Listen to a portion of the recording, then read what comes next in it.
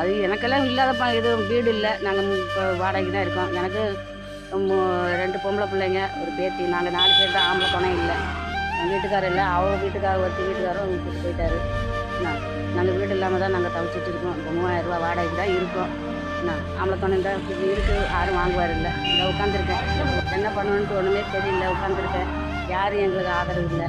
பிள்ளை 4வது கல்யாணம் முடிக்கணும். அவளுக்கு 25 வயசு ஆகுது. இன்னும் கல்யாணம் முடிக்கிற மாதிரியே எனக்கு இல்லை. யார் பணம் பொதுவில் தானே இருக்கணும். எப்படின்னா இவரும் ஏதோ உதவி பண்ணார். இப்போ இந்த மகளிர் பணம் மாதம் 1000 ரூபா வந்தால் கூட இதை இப்படி வந்து உட்காந்து இல்லாமல் ஏதோ கஞ்சி குடிப்பேன் மாதமான வந்துட்டேன்னா இல்லைன்னா இந்த 10 ரூபாய் கூட வீட்டில் நான் வந்து உட்காந்துருக்கேன்.